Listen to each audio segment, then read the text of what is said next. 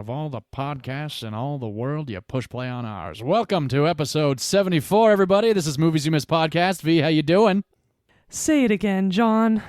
Oh, hey, I like it. And for those that don't know what we're doing a Humphrey Bogart episode today, and I can't wait to get into it. We are including a movie that both of us saw in theaters for the very first time ever just this year. Hell yeah, so awesome. It was great revisiting it after such a short amount of time, and I loved it over again, so I'm very excited to get into it today. I just feel so lucky that we were able to experience that movie for the first time in theaters. Absolutely, myself included. It was a bucket list movie, really. You know, It's one of those classics that everybody talks about that for years I'm like, I have never seen Casablanca. Never seen it. And finally I got to. And I actually have a VHS copy of the movie, but I never felt right watching it at home. So thank you, Fathom Events and Cinemark Cinemas and Regal Cinemas for putting that on for the United States this year. Absolutely, because as you mentioned, we are talking about Casablanca.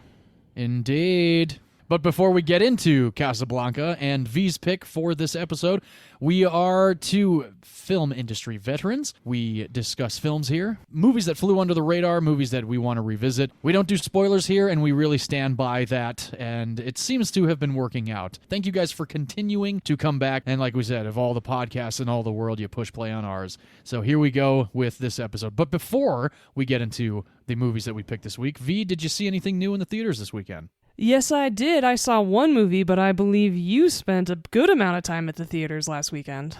I absolutely did. Do you want to start off with yours, since it's more of a plethora? Sure, why not? I ended up going Thursday to one of the later screenings of the new horror movie, the new addition to the Conjuring franchise, the sequel to one of my favorite horror movies from 2018, The Nun 2. No real clever title, just The Nun 2, but that's fine, because the first one was called The Nun. And I gotta tell you, the movie scared me. It was very good. Tessa Farmiga was great. I really enjoy her. She is the sibling of Vera Farmiga. I was just gonna ask. Indeed, yes. I remember actually seeing the first Nun in the theaters with my buddy, and actually our wives. We all went, and Amy has been forever scarred. But she did get me the Nun on Blu-ray for Christmas that year, which was great. But anyway, the sequel's good. I don't know if it's necessarily needed, and I know we don't spoil things here, but this is 5 years later, and horror fans out there will know that the Nun was tied into the Conjuring universe already, so it wasn't like we needed this one necessarily to bring it back into the Conjuring universe. However, good movie, good acting, good scares. Good for you. I'm not watching it. No, I think I'll save The Nun for next Halloween. Well, The Conjuring's on your list for this October. It most certainly is, starring Vera Farmiga. I think I'm actually going to travel to my sister's house in October, or to just come over to your house every week that we need to watch the horror movies so I don't have to watch them by myself. Ooh, that would be fun. That would actually be a really good time. But moving along with the movies that I did see, after seeing The Nun, as an unnecessary sequel as I felt it still did scare me, and I wanted to kind of cleanse my palate, so I did a double feature. I went and saw the 10:15 showing, which was the final showing of the night, of the raunchy stray dog comedy starring Will Ferrell and Jamie Foxx and Isla Fisher and Randall Park and Rob Riggle and Josh Gad. I mean, voice actor, recognizable names. And I'm going to tell you right now, I went in with zero expectations, saw the Red Band trailer, I don't know how many times before every movie that I saw over the summer. So it was very watered down for me, But holy shit, I had tears streaming down my face at certain moments of this movie. I very highly recommend it. I am not a Will Ferrell fan all the way, but this movie was hysterical. It's very possible that I would add it to my collection because I truly was shocked at how fucking much I laughed in this movie. Wow. Yeah. And again, the Red Band trailer had the raunchiness. It had, the swearing and stuff. There are moments that are not in the Red Band trailer that just sold it for me. Okay, because we saw the Red Band trailer together several times this summer, and neither of us laughed during the Red Band trailer. And for me, that was that's a bad sign. That's a red flag. Right, yeah. It was kind of like, okay, that's kind of cute. Dogs saying fuck shit up and they're getting drunk and all this stuff. No, this movie, actually, it's very sweet. It's very charming. Good friendship buddy-buddy type movie. Huh, okay. Well, maybe I will watch it one day at your house when you have the Blu-ray of it. Indeed, yes. That would be a very entertaining movie to watch. I'm sure you would enjoy it because, it just made me laugh. Okay. And then my third and final film before we recorded this episode, I decided to finally go see Gran Turismo. I'd been wanting to see it since I saw the trailer. I love Neil Blomkamp as a director. District 9 is a phenomenal piece of cinema. And this movie was fucking awesome. I did not know anything about what was about to happen to this kid after he wins the contest to like be this, race car driver after playing the Gran Turismo simulator on PlayStation. And V, apparently you did know, but I'm not going to get too much into it because you might go see it soon, and then we can actually really talk about it when you do. Awesome. Well, it's good to hear that you really enjoyed it. I'd heard good things, but not a ton. It just seemed a bit of a sleeper movie of the summer, right? Oh, that's absolutely what I said in my reel on our social media. I said this was the sleeper hit for me because it really knocked it out of the park. Yeah, we'll talk about it when you see it. Okay, well, I'm pleasantly surprised. I am planning on seeing it, so we can talk about it soon. Perfect. Now, V, what did you see? I know you went and saw something. I did. I went and saw Teenage Mutant Ninja Turtles, Mutant Mayhem, the new animated turtle movie, written and produced by the co-writing team that you're a big fan of, Seth Rogen and Evan Goldberg. Oh, yes. It was a lot of fun. I really enjoyed it. I loved the animation style. It was gritty. It was very action-oriented. All of the voice actors were great. Maya Rudolph is in it. There's a ton of people in it. The story's pretty good. I had a really good time. I think it's great for teenagers or anyone who's a fan of comic books or the Teenage Mutant Ninja Turtles or animated movies. It's a little more gritty. It's PG rated, but I think it'd be great for all sorts of teens and kids and stuff like that. But yeah, overall, I had a really fun time. I happened to be the only one in an empty theater, and I'm really glad I saw it in theaters. And Trent Reznor is actually the composer for the movie, too. Oh, wow. I did not know that. Yeah, and so I recommend it. I think you'd have a really good time. I think you'd like a lot of the humor in it, and I'm really glad it was still in theaters for me to watch it. Awesome. You mentioned you were the only one in TMNT. I was the only one in Strays, so I was definitely laughing. And I would have laughed as loud and as hard as I did if I wasn't the only one in the theater, but It is freeing, yeah. It is actually really cool. Yeah, I stood up right when the trailers ended and was like, all right, it's just me. It was pretty cool. That's awesome. That's like you and me with The Blackening. That is right. Which just came out on Blu-ray, which I did not know. Yes, I'm stoked to see it again. That's worth a second watch, yeah, absolutely. Keep going to the movies, guys. Keep theaters alive. It really is imperative, especially with what's going on in the strike right now. They are over 100 days with the WGA, closing in on 70 days with SAG. Well, actually, since there's a strike going on, should we be supporting studios by going to the movies? The actors want us to. They keep saying to keep supporting movies and don't cancel your subscriptions, go to the movies, and keep theaters alive. So I'm going to keep going. I will take their lead on that, and I'm very happy to hear it because I do love going to the movies. Hell yeah. And we've had some great movies this year, which is awesome. Yes, I'm really looking forward to the second half, or actually last quarter of the year, Jesus Christ, to see how this year rounds itself out. I still believe that 2022 was a superior movie year, but I will hold my final judgment until this year wraps up and we do our 2023 wrap-up episode. Yeah, I can't wait to do that one. Oh, it's one of my favorite episodes to do. I know, and we've only done one of them. Yeah, unfortunately, we can only do one of those a year. Yes, but that's totally fine because it's going to be great. And just like the last one, we'll have as much fun as we did last year. Absolutely. But before that, as you said, I believe I go first this week. I believe you do. Let's jump on a boat and go down the African wilderness. Let's do it because I picked one of my favorite Bogart performances. Now, this used to be my favorite all time, actually. Oh, wow. Until I saw Casablanca in theaters this year. Wonderful.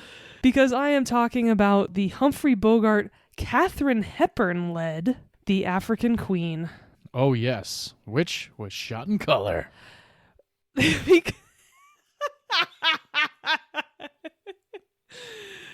I would bet you a not insignificant amount of money that this was a black and white movie.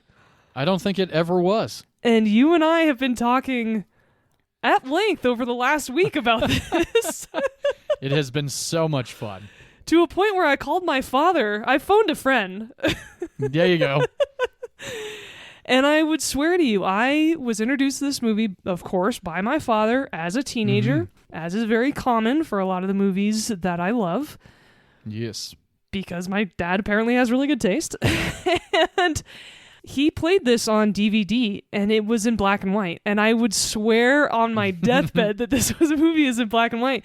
And John sent me a picture, a screen grab of my movie, The African Queen, as he was watching it this week. And I wrote back, how the fuck are you watching this in color? And I said, it's in color. It was shot in Technicolor. And I said, here's the info on Google. No, it wasn't. And I still stand by that. And of course, I was like, well, maybe you're just associating Humphrey Bogart with black and white movies like Casablanca. And, that happens. It's entirely possible, though. Again, I didn't see Casablanca until this year. Sure. And there are a couple key scenes in this movie that I'll talk about a little bit later that I would swear were shot in black and white, actually. And fascinating. There are stills online of this movie in black and white. Right, right. So I'm wondering if it was shot in Technicolor and therefore put in theaters in Technicolor. Mm-hmm. But when they started releasing things on VHS, maybe it was in black and white originally? I don't know. No, I'm probably just... You just remembered it wrong, and that's okay. Yeah, drunk or something. I don't know what's going on with me. But the funny thing is, my father actually has the opposite problem with another movie. So his brothers took him to see Psycho at 10 years old in the theater. Oh my gosh. Really? At 10 years old? At 10 years old. Wow. I think I was 12 when I first saw Psycho. But again, this was back in the late 50s, early 60s, right? And so this is a time that Psycho was extremely scary and traumatizing and something brand new. But he would swear to you that movie was shot in color because it was such a visceral effect on him. Oh, wow. Interesting. And he's never seen it since. No way. Ever. Are you serious? He refuses to watch that movie. I've asked him before. Wow. Nope. And I respect that. Yeah, yeah. But it's so funny. He would swear that movie's in color, and I swear that this movie, The African Queen, is in black and white. Well, there you go. You and your father it's a family problem for you. Yeah. I was going to say, yeah. That's funny. So what is this movie about? First and foremost, I will tell you that this was the first ever color movie for Humphrey Bogart and Katharine Hepburn. And that was one of the first pieces of trivia that I read, and I was like, God damn it, okay, this is really just a me problem. Yes, apparently so. And it is, as you said, shot in Africa. It's about 50-50 shot in Africa and England. Oh. Directed by John Huston, the legendary director, and also father of Angelica Houston, who we adore on this podcast. Fans indeed. This movie opens up in a mission in the heart of Africa. Katharine Hepburn plays a woman named Rosie, and she has traveled to Africa with her brother, who are both missionaries, to try to convert the African people to Christianity. Mm-hmm. Which, of course, I vehemently disagree with, and the movie starts off kind of in a not-so-great place for me, but it quickly moves on. And it's just the setting, and of course, where and when this movie takes place. And as I said, it opens up in a mission, and Rosie's on the piano, and her brother is trying to lead the congregation in song. Oh boy, this opening was something else. It is. Might be one of the most tedious openings I've seen in a very long time, and this movie came out a very long time ago. Yes, which is fair. It's a very long sequence of Rosie and her brother trying to get the congregation to sing, and he just seems like not a very good pastor. Yeah. Or reverend, I should say. His name's Reverend Samuel Sayer. And it's just an absolute mashup of a bunch of people yelling in different languages and not really carrying a tune, and Rosie giving it her all on the piano, trying to get everybody together. Trying to keep them on tempo, too, and it's just not working. It's so awful. And her brother he's just completely, you could see, in a different, his mind is, for whatever reason, elsewhere. Oh, he thinks this is going great. Yeah, and I think that's what irked me, too, on top of the incessant humming sound that was going on in this beginning of this movie. I told V I had to mute it for the final few minutes of it because it was really getting into the deepest recesses of my eardrum, and it was making my ears really pulsate. So I had to mute it, and then when that was over, I unmuted it and continued on with the movie. And the nice thing is the movie does move on from that. Yes. And then proceeds in a wonderful fashion and is a very good movie. It just is a little tedious in the beginning. You are right. Yes. But, in a sense, they really get that across for the audience that it's literally not working, Yeah, that's a good point. Like, what they're trying to do is not coming across to these people. No, it's not. And so in the next scene, we are all introduced to Mr. Allnut, who is a boat captain who steams up and down this river near the mission, and he brings supplies as well as the mail. So Rosie and Samuel Sayer have known this man for a bit now, and Samuel invites him in, and he's like, "Oh, thank you." And this guy's pretty rough around the edges. Mm-hmm. He's dirty. He's scruffy. Rosie doesn't seem to... not necessarily not like him, but she certainly turns her nose up at him, or looks down her nose at him, I should say. He leaves after having tea with the siblings, and unfortunately, that's when the German army invades the camp. They have come into East Africa. Unfortunately, not only do they burn the camp, but they assault her brother, who tries to stop them. Yeah. Unfortunately, he dies of... I would say stress, and it's not clearly explained, but he doesn't seem like a very healthy individual, and he seems quite fragile in this movie. Mm-hmm. And so, unfortunately, that means that the mission's gone, the people are gone, the village is gone, and Rosie's all by herself. Right. So she goes to Mr. Allnut and says, "Hey, I need to get out of here. Can you help me?" And he says, "Sure."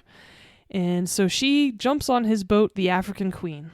And so not only are they trying to get out of the area, but Rosie asks Mr. Allnut, "Where does this river go?" And he says, "Well, it actually goes all the way down to this lake, but we can't get there because the Louisa is actually posted there, a big German ship that the Germans have actually commandeered.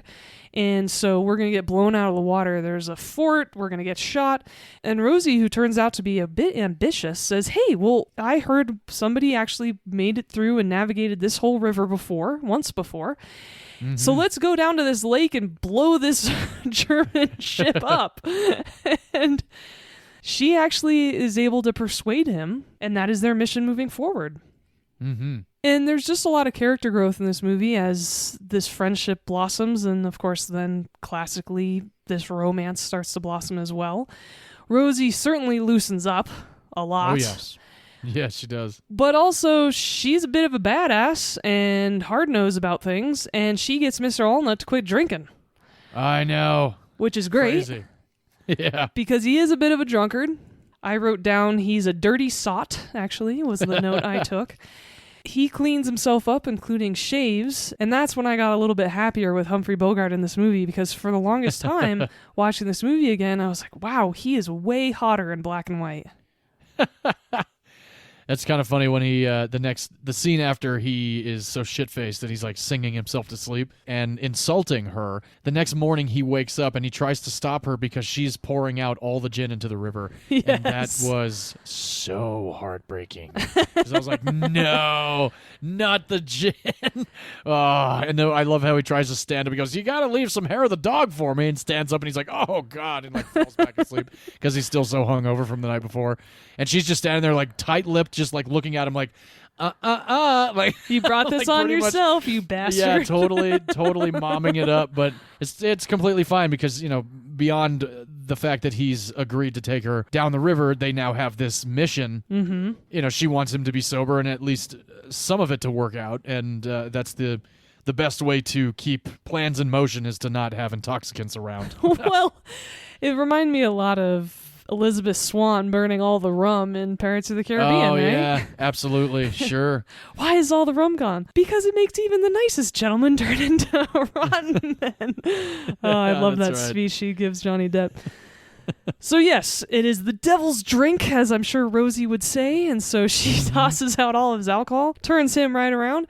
Of course, it's this classic story of they start by really antagonizing each other and then starting to begrudgingly accept each other and understand each other. And one thing leads to another, as you like to say, and they really start this beautiful romantic relationship while trying to survive going down the rapids and scary-ass African river that they have to go down. Yeah, man. It was pretty impressive, like the location shooting. That of course, the wide shots are very likely not Humphrey Bogart and Katharine Hepburn, but they were very convincing. They were, and I can tell you it's because a lot of the shots were on location. Anytime they were in the water, either swimming or in the boat, that was cut in. But a lot of the beginning shots of the movie, that was absolutely in Africa. Nice. As I said, he starts off as kind of a lout. And one of my favorite lines he says in the beginning of the movie is, you know what I always say, never do today what you can put off till tomorrow. Yeah. He's really funny, and there's some great lines in this movie. And just, like I said, good banter. And thank God, because this movie basically only has 2 people in it. It is a 2-person show within, 10 minutes of the movie and kind of for the rest of it. Yeah, I mean, this is the antithesis of a stacked cast that I like to talk about, right? Yes, it is. And so, as you said, 80% of this movie is just the 2 of them on this boat. And the reason why this movie is so good is because it's Humphrey Bogart and Katharine Hepburn. They can carry this movie. Yeah, exactly. So as I said, they continue down this river, and that's about where I'm going to end it, because we, as we like to say, we don't do spoilers here. Correct. And I just really love this movie because not only is it beautiful, but just the 2 of them together is so fun to see every time you see it. There are some really authentic pieces of being out in the wild. They get stuck in a lot of reeds and the river narrows, and they get really in deep trouble, and he has to get out and kind of pull the boat. And this is the scene. Oh, yeah. I will always, always remember. It's seared into my brain since the very first time I ever watched this movie, because he comes out of the water and he's covered in leeches. Oh, I know that. Oh, it was so gross. Hated that moment. Yeah. Heebie-jeebies. I am totally fine with spiders. I love reptiles, but parasites and worms are... bleh, no, that stuff I can't handle, and so leeches I think are really disgusting. These leeches looked pretty real, too. Well, because I can tell you that John Huston insisted on real leeches. Good God. And Humphrey Bogart had to really lose his shit and finally put his foot down and say absolutely not, because John Huston even brought a leech breeder on set. Oh my gosh. So he could use real leeches, which is so gross. Yeah, it is. That's nasty. So thankfully, Humphrey Bogart finally won out, and they used rubber leeches. Wow. However, there was a shot of a close-up of his chest, and that had real leeches on it, and that was actually the leech breeder's chest, and he put real leeches on himself for that close-up shot, which is so gross. Yeah, that's gross. What's the movie where the guy... Oh, it's... This oh my God, Lost it's City? the Masterpiece. No. No. It is the Masterpiece with Willem Dafoe, Sandra Bullock, and Jason Patrick. Speed 2 Cruise Control. Willem Dafoe's character has leeches in his bathroom. I remember in the tub of his stateroom on the cruise there. In the movie, he uses them to like clean his blood out or some shit like that. Yeah, he puts them all over his body. And yeah, again, Masterpiece, Speed 2 Cruise Control. I mean, didn't they stop bloodletting and leeches back in the Middle Ages? They've proven that that's not really helpful. But the funny thing is, I was thinking of another Sandra Bullock movie. I was thinking of The Lost City when Channing Tatum gets a bunch of leeches on himself. That's right. Yes, he does. That is correct. Yeah. All over himself. Oh, God. Yes. But leeches actually weren't the only creature that they had to contend with on this shoot. It was a very daunting, very torturous, miserable shoot for everyone involved. Oh, that sucks. Well, they were on location. It probably was very humid as all get out. And it was the 50s. Yeah, right? Yeah, right. And so not only did they have to contend with mosquitoes, snakes, scorpions, crocodiles, armies of ants. Ooh. They also had to contend with water that was so contaminated they couldn't even brush their teeth with it. Oh my gosh. Everyone on this shoot, except for 2 people, got violently ill with waterborne illnesses, including dysentery. Oh, good Lord. Yes. The only people who didn't get sick on this shoot were Humphrey Bogart and John Huston. Oh. Because they never drank water on the shoot. All they did was drink imported Scotch whiskey. Are you kidding me? The entire time that they shot The this movie, they were entire just time. drinking scotch? Yes. Hell yeah. Amazing. Yes. See, look at that. Complete medicinal remedies. See, it's okay. It's totally fine to drink scotch. Humphrey Bogart said, all I ate was baked beans, canned asparagus, and Scotch whiskey. Whenever a fly bit John Huston or me, it dropped dead. That is fucking epic. Yes. Oh my gosh, I want that tattooed across my back. I love that. That is amazing. With a dead fly and a glass of scotch. Exactly. That is fucking fantastic. Oh, what a badass. Right? Gee, and both that's of like them. such that is a so killer. That's a classic Bogart line, right? Like that's the kind of man he was. Hell yeah. So great. And so the crew and all the cast, except for them, were so ill that Katharine Hepburn was actually so sick during that first scene in the mission where she's playing the piano that a bucket was placed off camera because between takes, all she did was vomit. Oh my gosh. That's how sick they all were.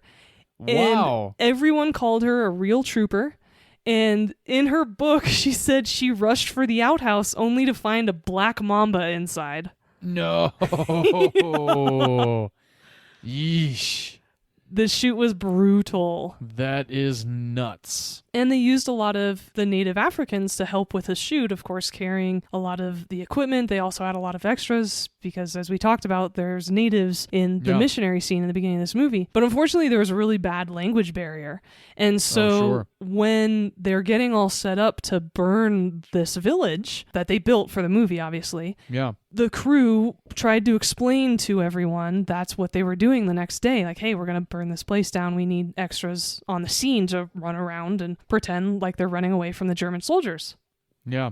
However, none of the natives showed up because what they interpreted was the film people were cannibals and it was a trap and anyone who came to the shoot would be eaten. Oh my, what? What? Yeah. Wow. Yeah, and so nobody showed up that day for that scene. It was delayed. As I said, this was the first film shot in color for both Bogie and Katharine Hepburn. Unfortunately, a lot of the movie had to be edited down because the production censors objected to several aspects of the original script because it included these two characters cohabitating without the formality of marriage. Oh, interesting. Wow. So there's definitely a moment where you're like, oh, they totally just fucked in this movie. I mean, I would have said it a little more eloquently and maybe had some romance in that statement. They just made love. Exactly. And so, yes, there is a cut scene where I'm like, oh yeah, they absolutely slept together. Definitely. And so, unfortunately, there was more of that, and it was cut because of the production censors. Because, again, this was 1951. Right. See, the censors were still at it, and they still are. Oh, yeah, God. Stupid. And there was another person, actually, who traveled to this filming location in Africa. Lauren Bacall. Oh, hey now. Traveled with her husband, yes, Humphrey Bogart, for all of the filming in Africa. And this actually was the start of her lifelong friendship with Katharine Hepburn. Oh, very cool. They were great friends for decades until they passed away. You know what's funny? I, for some reason, thought that Humphrey Bogart and Katharine Hepburn were the ones that actually got together. I knew that he and Lauren Bacall had a relationship. I didn't know how extensive it was. So that's actually interesting to hear. Well, and that's also because they have such great chemistry in this movie. Yeah, that too. But the nice thing is that this shoot was fully worth it because Humphrey Bogart won the Academy Award for Best Actor for this movie. Oh, wow. Very cool. Not only was he the last man born in the 19th century to ever win a leading role Oscar, but also it was the only win of his entire career. Wow. Which is maybe bullshit. I mean, I think he probably should have won for Casablanca 10 years ago. I thought he was definitely a multiple Oscar winner. Right? Just because he's so legendary? Right. Reminds me of a lot of actors that have been nominated so many times but never won or only won once and deserve so many more. I mean, look at Amy Adams. She still hasn't won an Oscar, which I think is absolute bullshit. Oh, yeah. I completely agree with you on that one. So the African Queen was a real boat. Yes. It was called the L.S. Livingston, and it was a working diesel boat, actually, for about 40 years. And so the steam engine was a prop. It's now docked next to the Holiday Inn in Key Largo, Florida, for unknown reasons. Interesting. But apparently we need to go to Florida, and I want to see that. Yeah, I would like to see that. That would be awesome. Yeah, and so as we talked about, and as you've said, a lot of the shots are actually in England, a lot of them on the boat or in the water, and there's a lot of rapids in this river that they're trying to go down. Mm-hmm. I actually think these practical effects are really well done. Oh, absolutely. Yeah, for the time, definitely. Right? And so the boat that's shown going down the rapids is actually a model boat about 8 feet long. And if you really look, you can tell that the people in the boat are just little dummies. But it's still shot really well because it's shot with a telephoto lens.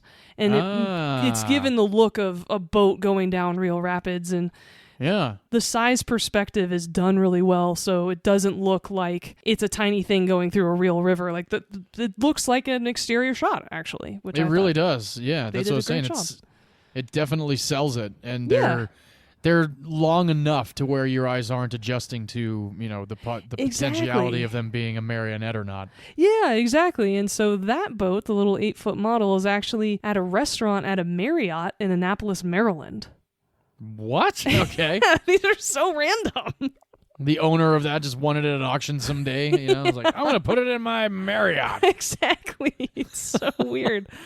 And a lot of people who watch this movie for the first time, it might seem like a very familiar movie, and that's because Walt Disney used this film as the basis for Disneyland's Jungle Cruise attraction.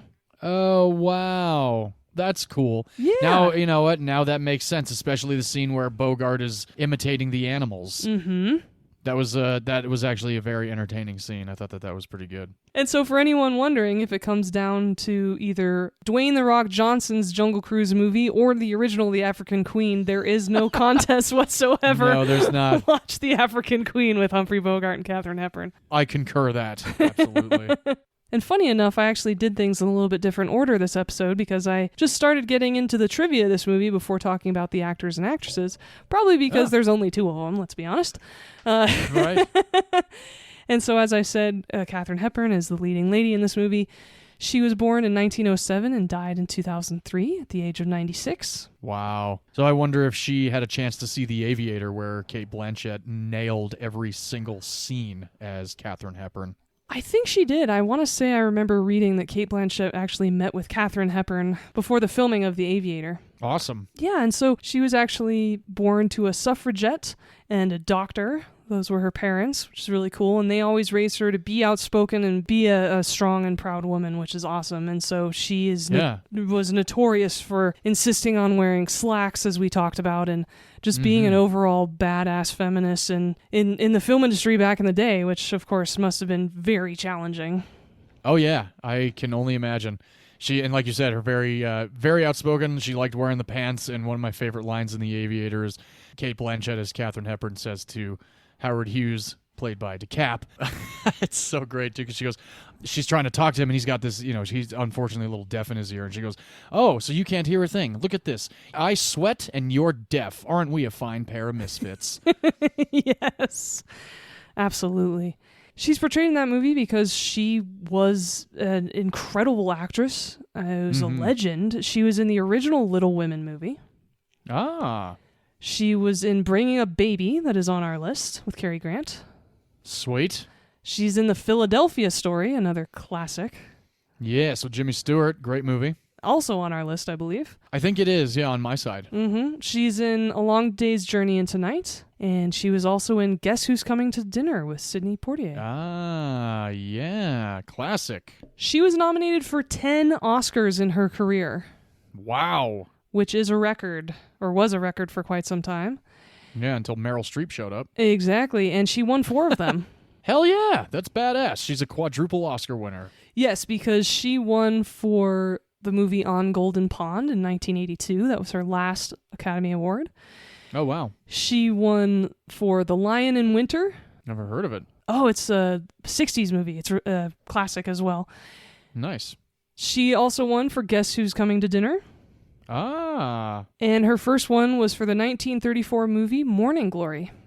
Oh, very cool. Funny enough, Humphrey Bogart, who was born in 1899, Wow. was also born to a suffragette mother and doctor father. Oh, wow. That's a coincidence. Yeah.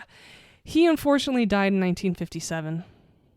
Yeah, he did die young. Probably due to all of the scotch drinking and cigar smoking that we were talking about. Unfortunately, I think he died of complications of throat cancer. Sucks. I believe you are correct. Yeah, he was a very heavy cigarette smoker. He was, yes. And there's evidence of that in your movie. There is. And because you like talking about budgets and box office numbers, and I like talking about credits, I'll mention a couple of Humphrey Bogart movies that he's also in other than the two we're discussing in today's episode. All right. He's in The Maltese Falcon. Yes. Which I only saw once and didn't like, and I need to watch again. I've never seen it. Okay.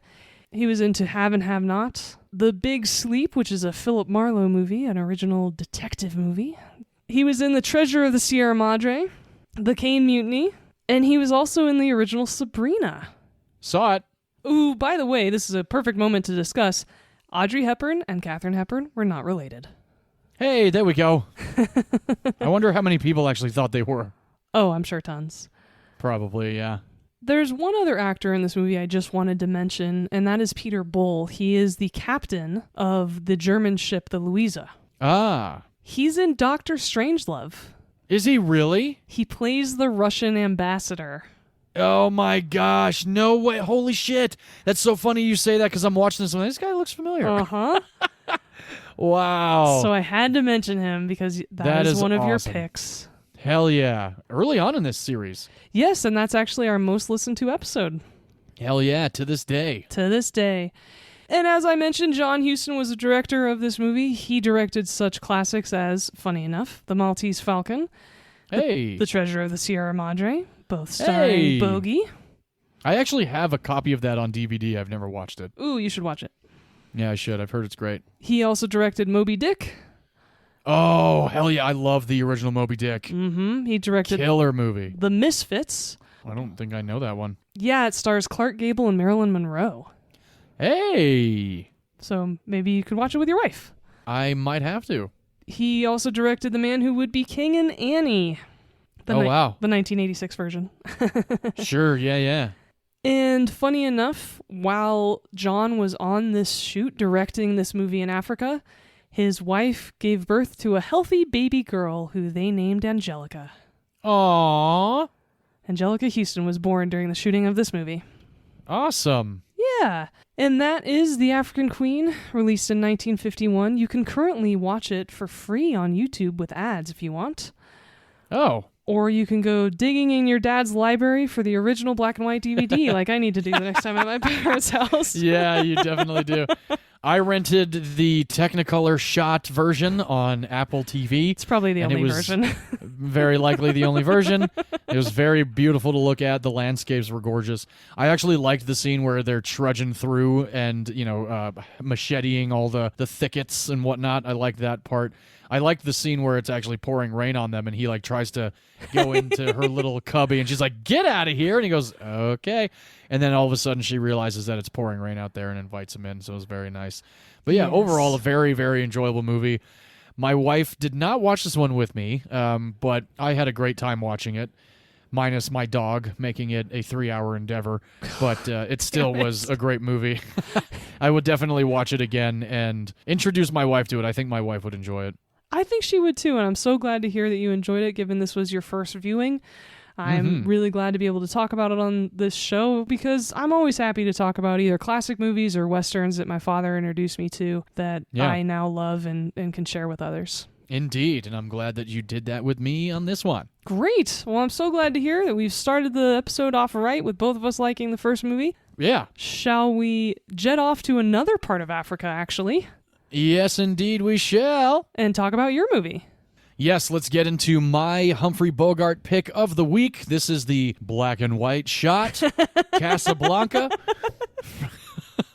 from 1942, starring Humphrey Bogart, Ingrid Bergman, Paul Henreid, Claude Rains, Conrad Veidt, and one other actor in this movie that I remember when I first saw this movie, I was like, oh, hey, that guy, because he was in my pick in Arsenic and Old Lace, Peter Lorre, everybody. That's right. Yes. For those that have not seen Casablanca, it's over 80 years old. Where have you been? And I could say the same to both Vee and I because we just saw it for the first time. We have no room to talk whatsoever. No, we do not. And that's actually a cool thing about this movie is that it's from 1942. It is 81 years old this year. That's nuts. Incredible. Yeah, absolutely mind-boggling to think that movies from back then can still be good. This is actually one of the older ones next to The Wizard of Oz. This film is set in Africa as well. Set in Morocco. Set in Casablanca, everybody. Title of the movie. This movie is centered on Rick Blaine. He's a little bit of a cynical, world-weary expatriate type of freedom fighter almost, and he's now running this cafe called Rick's Cafe American. He's a little bit of a mover and shaker. And shaker. Yeah, he's kind of the guy that everybody goes to. You know, he's the solid middleman. You know, he plays both sides. Everything is always happening at his joint. You know, he's right. He's definitely the main character. I've not heard, I guess, movers and shaker before, or mover and shaker term before, so yeah, that kind of threw me off. Oh, but yeah, very much so. No, it's fine. He is the guy, like you said, everybody kind of goes to him, Rick, I need some help. Rick, I need some help. I don't stick my neck out for nobody, is like one of the lines that he says very early on in this movie. Peter Lorre is definitely coming into Rick's a little anxious. He's looking over his shoulder. We find out that he's got these transit papers that he's trying to use to get out of the country, just like anybody else in Casablanca that comes into Rick's. At one point in the movie early on, Peter Lorre's character asks Rick if he wouldn't mind holding these transit papers for him just for a couple hours so that he can get his affairs in order, right? And of course, Rick really doesn't want to do that, but one thing leads to another to where Rick is now in possession of these transit papers. Yeah, because the Nazis are really clamping down on everything, and it's starting to get to a point where people can't leave the country. Exactly, or leave Rick's bar in a way. Like they definitely threaten that they're going to lock the place down and arrest everybody that's not cooperating with them. You know, typical fucking Nazis, right? Dicks. Exactly. Yes, and I love how the dialogue sets up their relationship between Rick and Peter Lorre's character, because at one point Peter Lorre goes, "You despise me, don't you?" And Rick goes, "If I gave you any thought, I probably would." Yes, yes. Awesome. Oh, I love that jab. So good. So good. So Rick is now in possession of these transit papers. He's also developed this relationship with the captain of the French military, played by Claude Rains. His character name is Captain Louis Renault, and he's actually one of the funniest characters in this movie. My favorite. He brings a lot of lightheartedness to this pretty serious movie. And another reason why Rick doesn't like to stick his neck out for anybody is because this is World War II, and the Nazis could show up at any fucking time. And lo and behold, in this movie, they show up right around now. So now Rick has these transit papers. The Nazis are asking everybody for their papers, right? You know, like back in the days, like, let me see your papers, let me make sure that you're allowed to be in here, etc., etc. So after the Nazis show up, beyond this, Rick really doesn't come off as like the most friendly guy in the world, right? He's a little bit uptight. He is just not really interested in making a whole lot of friends, and he's a grumpy bastard. Thank you. He's a grumpy son of a bitch. But in a way you like him, because you can already tell that beyond his rough exterior, there's definitely a soft side to him, because early on in this movie, beyond Peter Lorre's character, he does help another couple. The bartender in the bar says to him something in Russian, and actually it translates to, "My gosh, you are really quite the guy." And, you know, because he helps this young couple get their paperwork to get out of Morocco and head to the United States. Oh yeah, he's a secret good guy who likes. Yeah, he's like Roy Kent, or one of those characters who is angry but a good guy. Right. Yeah, which is fine. I've been angry and been a good guy before. So after all of this is really going down and we're introduced and we're getting the exposition of Rick's Cafe and what's going on in Casablanca, we are introduced to Elsa and Victor. This couple comes into Rick's, and Ilsa sees Sam playing the piano, and Sam recognizes her immediately. Rick is off doing something with Captain Renaud. He's actually, paying him off for something that he shouldn't be doing necessarily inside Rick's bar, but this is the relationship that they have. He's paying him like 20,000 francs for basically turning the other cheek. So Ilsa and Victor are now in Rick's cafe. Ilsa recognizes Sam, and she goes up to him, and Sam is immediately like, oh shit, what the hell are you doing here? Like, what's going on? And you start to realize, like, okay, there's definitely a past between these two. And then later on, Rick finds out that Ilsa is in the bar because Ilsa asks Sam to play this song that she was just absolutely in love with a couple of years before. Play it once, Sam. For all time's sake. I don't know what you mean, Miss Elsa. Play it, Sam. And Rick comes out in a huff and a puff. He's like, why the hell are you playing this song? And then he sees Ilsa, and you see his face, and you're just like, uh-oh, what's going on here? And we find out throughout the rest of the movie that there was this blossoming love story between Ilsa and Rick during the occupation of Paris during World War II. So Ilsa and her husband Victor, we find out Victor has actually just recently escaped a Nazi concentration camp. And we find out that the relationship between Rick and Ilsa happened during the time that he was in this concentration camp, and Ilsa was under the impression that Victor was dead. So there's no extramarital affair going on here for a movie, shot in the 1940s or anything like that. Nobody's trying to double cross anybody. Nobody's trying to fuck anybody over. So in actuality, you really can't fault Ilsa for thinking that Victor's dead, and fault her for looking for comfort elsewhere. So after we find out about this relationship, we find out that Ilsa and Victor are trying to get the fuck out of Morocco. They need to get some transit papers. Well, who has some transit papers? I wonder who. Mr. Rick Blaine, Mr. Humphrey Bogart, is in possession. And the rest of this movie is him trying to figure out a way for him and Ilsa to either leave or Ilsa and her husband to leave Morocco. And the rest of the movie is us watching the internal struggle and outward struggle of Rick trying to figure out if he wants to help this woman that he has fallen in love with, who is now here with her husband, who she thought was dead during their relationship. I can only imagine what that does to a man. Oh, God. Or anyone, right? Pick me. Or anybody, I love of course. you. Pick me. 100%. And it's the Ted Mosby in the early seasons of How I Met Your Mother, when he asked the cupcake baker to stay instead of going to the fellowship. And she's like, I'm going to go, And like Vee and I said, we just very recently saw this movie for the first time, separately, but together in a way, because we saw it in the same week. And I was very grateful to see this movie on the big screen, as I mentioned before, because this really is a movie that I feel you should see on the big screen for your first time. And beyond that, it just felt like I was watching a piece of history. Absolutely. Yeah, it's very authentic. And I say that a lot with movies, but this movie, I think the setting and the exposition about, they show us the map of Europe and how people have been getting to Morocco, and the way that the sets are put together and the costumes and the smoke and having these Germans show up. Cinematography. The cinematography is amazing.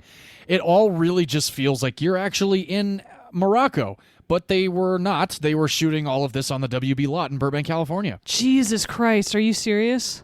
I am serious, yes. I mean, it was 1942. We have to remember that this was being shot in the middle of the war they are talking about in this movie. Yeah, I know. It's pretty amazing. Which is so cool that we actually ended up going in order for this Bogie episode, because this is an even episode. I went first. My movie was about World War I and Bogart being in the middle of that. Your movie is about World War II, and they're both set in Africa. It kind of fits pretty perfectly. It's very coincidental again. And I think there are a couple of reasons why this movie holds up for me personally now that I've seen it. First and foremost, you absolutely sympathize with every single person in this movie. Hell yeah. And this is like one of those choose your own adventure books where you can see so many different decisions that you could make and that you could justify, and that you would totally understand these characters making all of the different decisions that they could make. And you really want to find out what decisions they end up making in the end. Beyond that, there are so many classic one-liners in this movie. Oh, hell yeah, there are. And like you said, it's still funny as hell. It really is. And again, the first time I saw this movie, I laughed a lot. And it's always refreshing when you see a movie for the first time that is 81 years old and you're still genuinely laughing out loud. It's not like it's not like a little chuckle. It is full laughter. So I really like that about it. And every actor in this movie plays off of each other so very well. And it's interesting to see that. And based off of all the trivia that I read, Humphrey Bogart and Ingrid Bergman had an absolutely horrendous time making this movie. And they tried to get out of making this movie a lot. And really? Humphrey Bogart had lunch with Orson Welles one day and said that he was in the worst picture he's ever been in while in production of this movie.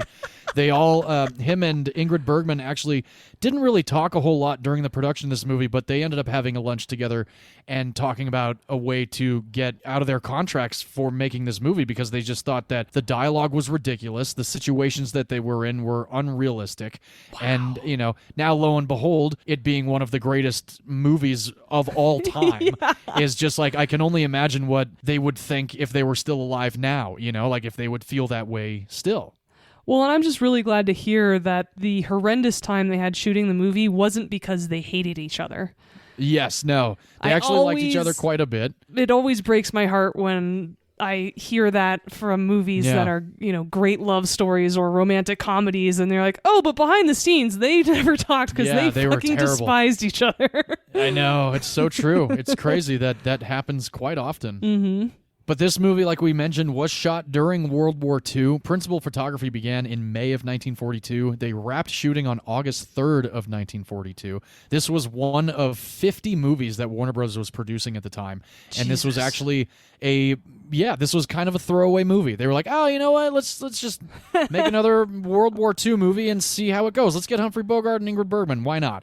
And the director, Michael Curtiz, he had been directing for decades before jumping on to this movie, and he actually went on to direct over 160 movies and get nominated several times. Yeah, there's a documentary on the 4K of Casablanca called Michael Curtiz, the director you've never heard of. Yeah, and I watched that documentary.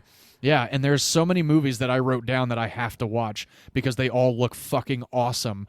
And Steven Spielberg and William Friedkin and film historians are all over these documentaries just gushing about how incredible Michael Curtiz was as a director and how he really flew under the radar as being one of cinema's greatest. And it's very true, but, I've only ever seen this movie, so I don't really have a whole lot to go off of. But if William Friedkin and Spielberg are talking Curtiz is like one of the men that inspired them, I definitely got to see more of his movies. Holy shit, that's really cool. And his name is not a household name. I certainly didn't recognize it. And so now, just pulling up a little bit of his filmography, he worked a lot with Errol Flynn. Yes, he did. He actually directed The Adventures of Robin Hood, which is one of my favorite Robin Hood movies, right? It's on this list, I believe. It is, and the funny thing is that Captain Renault, Claude Rains, yes, I recognized him when watching Casablanca for the first time this year because he plays Prince John in The Adventures of Robin Hood, and he's so good in that movie too. Awesome. That is one I'm very much looking forward to. There's another one that Curtiz directed very early on in his career with Errol Flynn called Captain Blood, and it's about, I got to see it. It's I from love like that 1930s. movie. Yep. You've seen it? Yeah, my dad awesome. introduced my brother and I to that. We love that movie. Oh, it's sweet. a badass I really movie. want to see it. And funny enough, Errol Flynn is also portrayed in The Aviator, which we talked about a little bit earlier in this episode. That's right. Jude Law plays Errol Flynn. Yes, he does. That's so true. Oh, we're going to have to really explore Michael Curtiz's filmography then. This is awesome. Oh, yeah, we really, really have to. It's amazing, really, how many movies he directed and how many times he was nominated. He got along swimmingly with just about every one of the actors that he worked with in those 160-plus movies. He and Humphrey Bogart had a great relationship, same with Ingrid Bergman, as did Paul Henreid and Claude Rains and Conrad Veidt. I mean, just, again... He's a good guy. Yeah, absolutely mind-boggling to watch this documentary and have William Friedkin say he directed over 160 pictures, and I'm like, jeez Louise, because that's got to be like 5-6 movies a year, that is so many movies, and that's just amazing. So the sets for Casablanca actually were a lot of recycled sets from a lot of different movies that were being shot at the time. Like I said, Warner Brothers was producing 50 movies at the time that Casablanca was in production. And Casablanca was actually one of the cheaper ones that was in production. It was a budget of $950,000, whereas Captain Blood, I think, had $1 million or almost a $2 million budget for being in the 1930s, which is mind-boggling. Yeah, but again, Casablanca, as amazing, as incredible as it is a dialogue-forward movie. There's no real action in this movie. There's, couple sets, it's dialogue. And that's it. Yeah. Yeah, a couple of sets inside Rick's and then the hotel in Paris and the airport, which, oddly enough, they could not shoot at an airport after dark during World War II. Oh, that makes sense. Yeah. They ended up shooting the final scene of this movie on a soundstage. They used a cardboard cutout of the plane that they're standing in front of. They used forced perspective to make it look bigger, and they used little people to act as the crew around the plane to make it look like the plane was actual size. You've just shattered the Hollywood illusion for me. Isn't it amazing, though? You think like 1942, forced perspective in that time. It's the magic of movie making, really. And we always love practical effects here at Movies You Missed. We do indeed. And going back to the sets, Rick's Cafe was the only actual set built for this movie. Like I said, the rest of them were recycled from other movies. Wow. That's so cool. Many of the cast also were German Jews that had actually escaped occupied Europe. Aww. So if you think about it, that's pretty intense. There's a scene where Paul Henreid's character Victor starts singing a song in French, and everybody around him starts singing as well. Everybody in that scene was a German Jew that had escaped occupied Europe. Oh, and that's such that just sends chills down your spine. It absolutely does. You just gave me chills because that is such a beautiful protest scene that you just want to stand up and start singing with all of them. Oh, hell yeah. And everybody in there is definitely crying. It's real emotion. It's not, for the movie. Yeah. During the time this was being shot, I can only imagine how impactful that was for everybody on set, because not only were the cast German Jews, the entire cast and crew was so diverse that everybody involved was actually from 34 different countries across the globe. Wow, that's awesome. I know. Yeah. There's a moment in this movie where Rick is playing chess. It's actually how we are introduced to Rick in Casablanca. He's sitting there smoking a cigarette, playing chess. In that sexy white tux. Oh yeah, and his hair slicked back, and he's got that gap between his teeth. So hot sexy in this movie. No, I guess. I'm dead serious. He is so hot in this movie. No, he is. He's a very good-looking man, and Ingrid Bergman is absolutely stunning as well in this movie. Oh, and I absolutely love her name. I think Ilsa is one of the sexiest names out there. Yeah, it is pretty awesome. I like it as well. And I really like watching her in this movie. It's very captivating. Everybody's very captivating in this movie. Another reason why it stands the test of time is because everybody is enjoyable to watch. Not just because of their looks, but the way that they deliver the dialogue and the way that it just feels very naturalistic. It does not feel like a movie. And the cool thing about this movie being shot was, similar to other movies, the studio wanted to cut this movie a certain way, with Michael Curtiz ending up finding out about that. He actually only shot exactly what he needed and nothing else, so that when editing came, they didn't really have a whole lot to work with. They couldn't cut anything because what I put in the movie is exactly what I wanted. Yeah, Tarantino style, right? And we'll also remember we talk about Billy Wilder editing as he was going, right? Exactly, but what a great way to subtly, passive-aggressively say F you to the studio by being 100%. Well, I didn't shoot 1 million feet of film, so good luck. I know.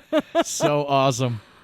This bit of information actually kind of made me laugh, because the way that this movie is shot makes it look like the opposite.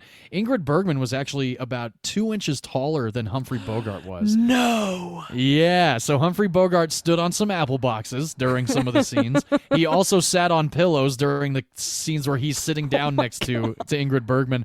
I can only imagine how much fun that had to have been for her. It's like, oh, Humphrey Bogart, this tall, debonair-looking guy on screen. I'm actually taller than him. Oh my God. This movie was actually based on a play called Everybody Goes to Rick's. The studio purchased the play for $20,000, which was the most paid for an unproduced work at the time. Ooh. So, yeah, very interesting to find that out. I believe that the play had a little bit more sexual dialogue and a lot more explicit references to the relationship between Rick and Ilsa. And that ended up in the original screenplay and shot as well, but was censored and definitely cut down quite a bit. So both of our movies with Humphrey Bogart were hit with censors quite a bit for keeping it G-rated, if you will. Lame. Although this movie is PG for mild violence. Prudes. Now The America is full of prudes. Yes, we are. That goes back to Eurotrip. Yes. This movie is extremely quotable as well. V and I have kind of quoted it to each other every now and then. So in AFI's top 100 greatest quotes, there are 6 from Casablanca. Jesus Christ, I which believe is it. Amazing. Yes. It just says so much about this movie. Oh, yeah. And a few of them that you likely know is... No. He's looking at you, kid. which is one of the most famous. The other one was This is the Beginning of a Beautiful Friendship, which is a great one. And this one cracks me up. Round up the usual suspects. No, I anything Captain Renault said is hilarious. I love when he talks about the gambling happening in Rick's place. Oh, yeah. That's actually one of the funniest parts of the movie, and I'm not going to say it, so you guys will just have to listen to this. I'm shocked to find that gambling is going on in here. You're winning, sir. Oh, thank you very much. Everybody out at once. So fucking funny. Good. And then he's just so nonchalant about it. I love it. He just shoves it in his pocket. He's like, oh, thank you. and then at another point in the movie, somebody's pointing a gun at him, and they say, remember, this gun is pointed right at your heart. And Captain Renault says, that's my least vulnerable spot. I like that part too. Such a cad. I love it. And then right after that, he goes, you might want to sit down. He goes, under the circumstances, I think I'll sit down. He just takes a seat at the table. And this movie, too, is just so full of alcohol and cigarettes and gin, oddly enough. But there's one moment in the movie where Rick orders a bottle of bourbon, and from the way that the camera is angled, I believe it's a Heaven Hill bourbon, but I can't be sure. Well, I figured that whatever was supposed to be in Rick's glass, in reality, it was Scotch whiskey, knowing Humphrey Bogart. Very true. Hey, yeah. And at the time, alcohol was on set, so he very likely could have just been drinking. I'm sure they were smoking real cigarettes.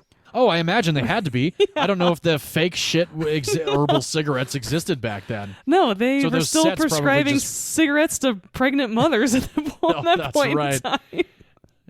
It probably just reeked of stale cigarette smoke and alcohol, which isn't the worst smell in the world. Yes, it is. It's kind of bad. Again, another great quote from this movie is when Strasser asks Rick what his nationality is. Oh, yeah, that is so good. What is your nationality? I'm a drunkard. And that makes Rick a citizen of the world. He's so flamboyant, Renault. I love him. Oh, yeah. No, he's so fucking good. The studio thought it would be a good idea to put a life insurance policy on Humphrey Bogart during the making of this movie, just in case he died. How much do you think that life insurance policy was, V? I would say 100. Wow, you got it right. $100,000. Oh, sweet! Yes, you got it right on the first try. Apparently, I should be guessing life insurance policies, not budget or box office numbers. I know, right? That's so crazy, too. $100,000 life insurance policy on your lead actor, just in case he dies. Yeah, I mean, it's like the $2 million insurance on whose legs? That classic. Oh, that's right. Yes. No, it was the woman from Creature of the Black Lagoon. Oh, yeah, that's right. They insured her legs. Julie Adams. Julie Adams from Creature of the Black Lagoon. She did have some killer legs. She's gorgeous. Indeed. This movie actually did not come out in Germany when it was released worldwide in 1942. It was released in Germany, though, in 1952, but it was heavily censored. They also cut 30 minutes out of the movie to make it as non-anti-German as possible. So the German people in 1952 got a very watered-down version of Casablanca, and they did not actually see the original version of the movie until about 30 years later. First of all, great bar pun, watered down. I caught that. But second of all, a crazy piece of trivia that I did not include on my movie is that the Berlin Film Festival refused to have the African Queen as an entry because of its anti-German portrayals.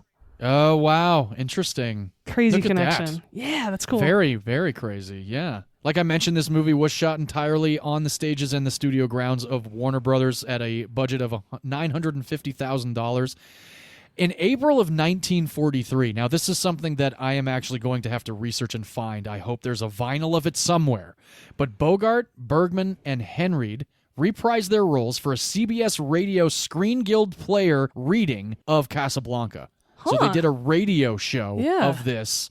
Yeah, and I really would like to hear that because I actually have the vinyl of Orson Welles reading War of the Worlds, and that is a very prized possession of mine. Yeah, definitely. So I would love to find this on vinyl if I could, or just a really shitty 8-track, just to say I have it.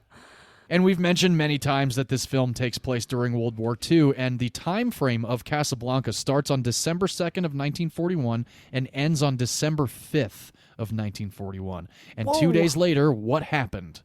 Pearl fucking Harbor. So this movie ends 2 days before Pearl Harbor happens in actual World War II, which is pretty wild. Yeah, pretty nuts. And I do like to discuss actors that were considered for roles before them going to who they went to. This one, I guess because he was a movie star before he was a politician, but Ronald Reagan was in consideration to play Rick. I feel like he probably could have done it. I've never seen a Ronald Reagan movie. I don't know. But I'm kind of glad that it's Bogart because that's the way I saw it, and that's the way the world has known it for 81 years. Bogart is more suave. I can tell you I've seen a Ronald Reagan Western. He makes a very good cowboy. He's a bit rough. And like that classic Americana cowboy. And he doesn't have the ability to fit into a tuxedo and play Rick. Gotcha. Okay. Well, there you go. Speaking on the budget again, it was under $1 million. The domestic U.S. gross was $4.2 million. The worldwide gross was $4.6 million. Pretty good for the release. The world premiere of the movie was November 26th of 1942. It was released nationally here in the United States on January 23rd of 1943, which would put it in the running for the Oscars of the following year. This movie was nominated for 8 Oscars: Best Picture, Best Director, Best Screenplay, Best Actor, Humphrey Bogart, Best Supporting Actor, Cloud Rains. Nice. Best Cinematography, Best Editing, and Best Music. Now, the song, you must remember this, was written years before this movie, so it could not be in consideration for Best Song at the Oscars that year. Right.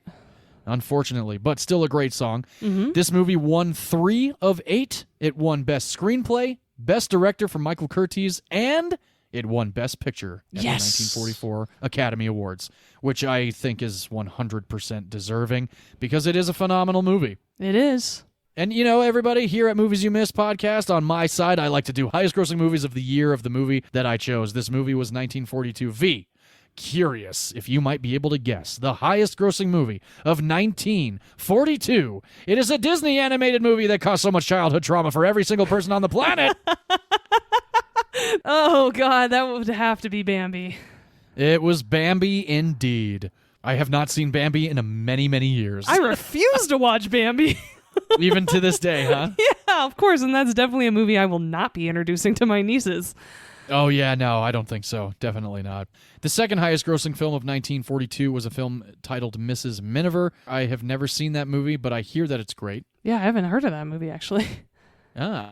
Number 3 highest grossing movie of 1942, Yankee Doodle Dandy. Number 4 was Woman of the Year. Number 5, Once Upon a Honeymoon, a film I've actually never heard of. Number 6, Tales of Manhattan. Number 7, For Me and My Gal. Number 8, Cat People. And number 9 was a re-release of Gone with the Wind. Oh my God, that movie just keeps raking in the money over the decades. It really it's does. So nuts. And I mentioned that Casablanca came out in November of 1942, so it had its premiere in 1942, but in 1943, it ended up being the 4th highest grossing film of 1943 with its wide release in January of that year. Nice. Yeah, so that is Casablanca. I really hope we did some of it justice. I hope for those that have never seen the movie, we'll check it out. Yes, and for nothing else, it was great to have an opportunity to talk about all those one-liners. Absolutely. If you would like to watch this movie for the first time or for the 8th time, for the second time, you can currently stream it on HBO Max. You can also watch it on Amazon Prime. I watched my 4K copy because, like I said before, I ran right out after seeing this in theaters and had to have it in my collection. And I'm so glad I have this 4K in my collection because not only is the 4K a beautiful, stunning transfer of a black and white film, the Blu-ray has some amazing documentaries on this film and the way that it came about and everybody involved. And I actually have not mentioned anything about the writers of this movie, which I will really quickly mention. They were twin brothers, Julius and Philip Epstein, and another writer, Eric Koch, were involved in the screenwriting of this film, which they all three won the Oscar for. So again, that's Casablanca, starring Humphrey Bogart, Ingrid Bergman, Peter Lorre, Claude Rains, and a whole bunch of other people. Great movie. It's funny. It is intense. It definitely can give you a little bit of anxiety, especially with the subject matter. And I can't recommend this movie enough because it is an absolute masterpiece. And in 2006, the Writers Guild of America dubbed this movie the greatest screenplay of all time. Yeah, nice. Yes, it is definitely one of them because the greatest screenplay is Jurassic Park. No, it's not. But it is a fantastic screenplay and a masterpiece of cinema. Check it out. It's 81 years old, but it holds up in every way. So please do treat yourself to an hour and a half of Humphrey Bogart and Ingrid Bergman. Wholeheartedly agree. I love this movie. It was so nice to revisit it again. It is gorgeous on HBO Max, I will say. Highly recommend it for anyone who has that streaming service, or you can just rent it because it's certainly worth the money. Absolutely. And V, would you watch The African Queen with your grandma? Oh, absolutely. There is some peril in it. Yes, a little bit of peril.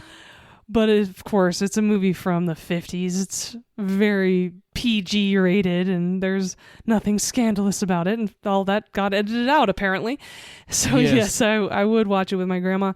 I would watch it with anyone, I would say 15 and above, just because I think that age would start to find it interesting. Yeah, I get you. And John, would you watch Casablanca with your grandma? I definitely would have, and I feel like I should have, but I'm sure Grandma watched it with me these last 2 times. Ah, such a classic movie. I really want to watch it with my parents. Yeah, I kind of would like to do that too. Well, that was our Bogie episode. Thank you, everyone, for tuning in, and let us know what is your favorite Humphrey Bogart movie. Yes, please do. Next week, we're going a bit experimental.